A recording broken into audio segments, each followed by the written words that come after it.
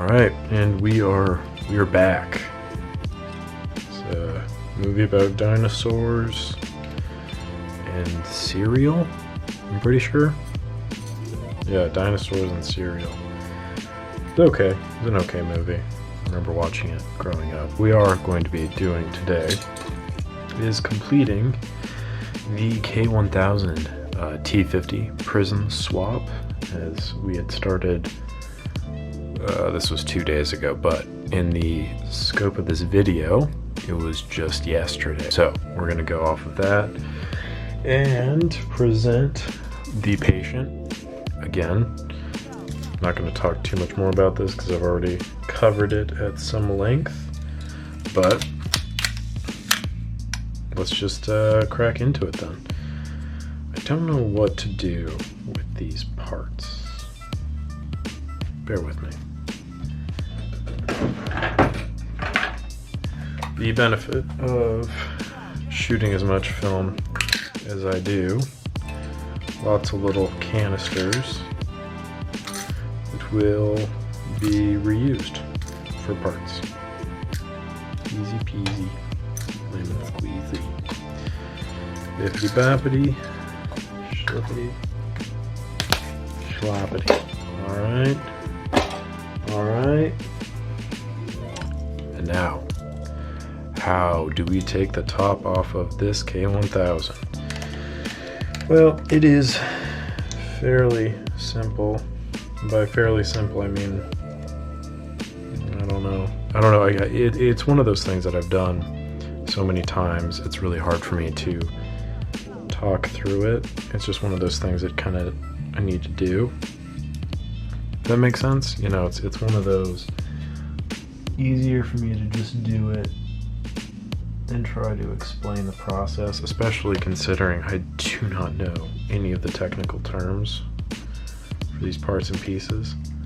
And I've read the manuals and all that, but the thing about camera manuals is there's like two sections of them, or most of the time there are two sections.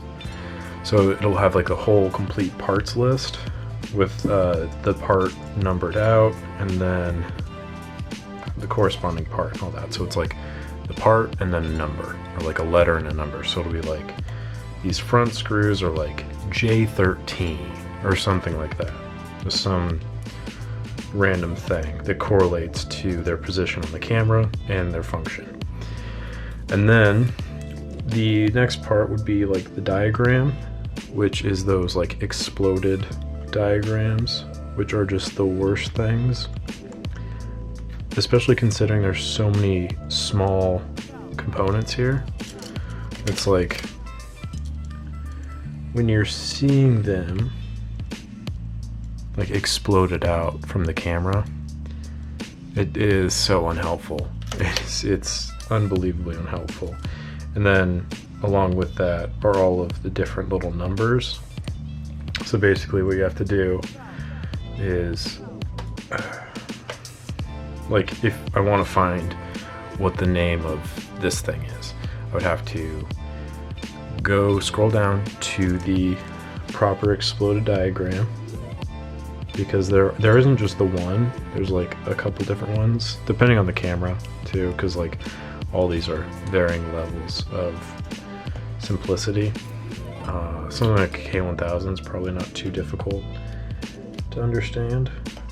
Oh, this thing is rusty. That's why I was having a hard time getting it off, because typically there's just these three little set screws, and once you kind of unscrew those, it'll just pop off. But the screws are pretty rusty, so that's usually indicative of some issues right there. Yeah, I don't know if you can see that, but there's some green gunk. Anyway, so basically you have to like find the part you're looking for, and then go and find where it corresponds on one of the charts. And you know, I don't get paid by the hour here, so I never really bothered too much in trying to understand that. And I think maybe as this takes off and continues, I'll spend more effort on that, so that way I'm not just spewing complete BS. But for the time being, yeah, it works. So Pentax is one of my favorite brands, and I'll be completely forthcoming with that information. I just think that for the most part, completely superior camera design, and definitely had a really good pulse on the market. Again, my opinion completely. I just find that like a lot of their cameras really got it figured out. But the other thing too is just like the engineering of a lot of them just makes so much sense. Like a lot of different mechanisms are used for like different advanced levers and stuff. I found that Pentax was very intelligent because all they did was kept the system very simple and then made the screws that sat on the pivot point of the advance lever opposite. So that way, as you advance, you aren't loosening them up. You're not at risk of loosening them up. I just think that was like, it's a very small detail, very intelligently done, and yeah, you just don't see that much. And if you are trying to attempt a repair by yourself, which I do not recommend, obviously, bad for business, but no, I don't recommend because you're more likely to break things than you are to actually fix them. If you do not know that these are like right-handed or left-handed screws or whatever the hell, the opposite of what the screws normally are, very likely to snap something off in there, and then you're just kind of SOL. And I know because I've done that many times. So, yep, I'm not the smartest person in the world. Okay, got everything taken care of there. That pulls off just like so. Things to note while you take the top off: little brass plunger here. Want to make sure that that stays here, otherwise you can't really fire the camera.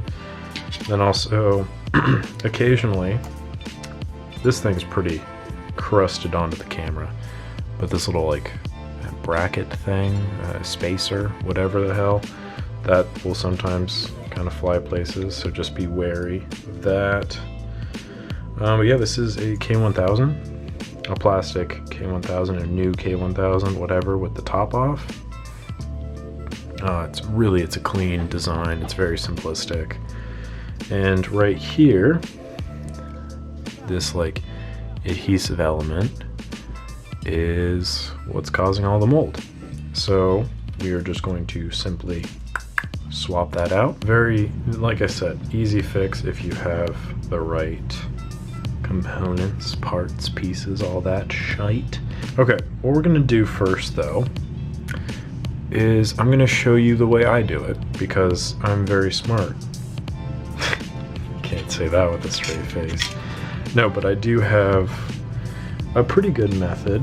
There's these two screws on the side here, little like set screws. So just kind of unscrew those right there.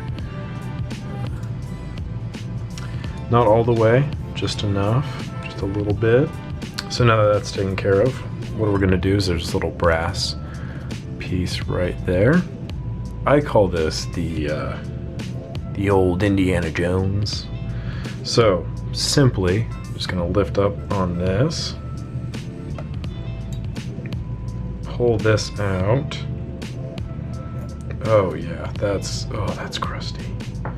Try and get all of like this orange gunk out of there, because it's just nasty.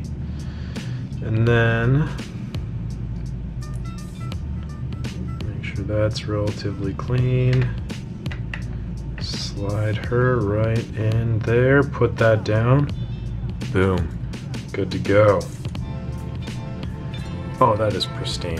Oh, we've done it. I'm gonna show you what this looks like. It might be a little easier to see. But yeah, you can see that. And you can still kind of like see through that, but it's just, it obscures your image to a point that is kind of obnoxious. So it's just easier to place it, if you ask me. But people have left it. People will sell these and say, hey, by the way, there's mold in there, whatever. But it's like, it's a fixable thing. And as I said previously, that other camera, that T50, not ever gonna work properly again. And that's okay, because it's not that great of a camera. But these K1000s, good stuff. So that's that. Easy peasy, lemon squeezy. And now it's basically just putting it back together, because everything else is, you know, fairly clean.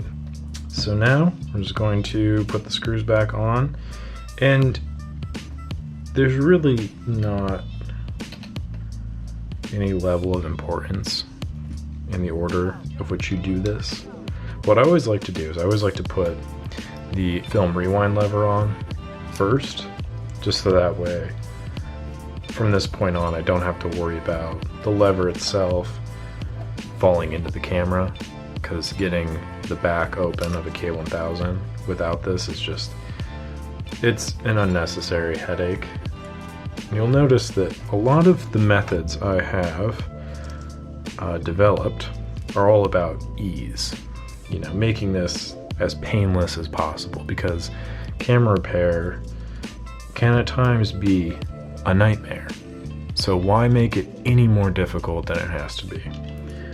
That's just that's my motto. You know, if you are a sadistic person, by all means, jump on in and do everything that I say not to do, because that is the way to live life. But if you know, cherish your sanity, then, you know, sometimes I have good, helpful advice. Not all the time, but sometimes. Especially when I have probably messed up this very process more times than I can count. There's no better teacher than failure. Someone said that. I don't remember who. But that is a lesson that someone said. Barely. Tighten this down real good. Make sure it does not go anywhere. Beautiful. One more time for good measure. On a slower speed, just to be sure. Hell yeah. All right. We are in business. This little dish. This basically holds the frame counter. On the newer ones, they're like this. They have like little two holes right there so you can unscrew it and screw it back in. On the older ones, it's just a dish, and then there's like a washer, a threaded washer in the middle. So, two different parts, different cameras. I find it interesting. All right. I don't have the bottom on this because I was cleaning out the timing system. But that's it. That's really it. And I think it's probably taken me about 30 minutes to do this. This was with a bunch of breaks and me just talking too much. This is one of those repairs that doesn't necessarily affect the quality of the camera itself, like the functionality of it. It will still take pictures with the moldy Prism. That was just the Pentax K1000 Prism replacement. And I'm gonna put the bottom back on this, and then it's good to go. I might do some cleaning around here. It's a little dusty and stuff. But for the most part, honestly, pretty quality looking camera. No bumps or scrapes on the top or the bottom, which is very impressive for these plastic bodies. And I'm pretty thrilled with how it came out. So that was it. I hope you enjoyed this repair video. I will have many more coming in the future. So stay tuned for that. Thank you very much for your time. Catch you on the next one.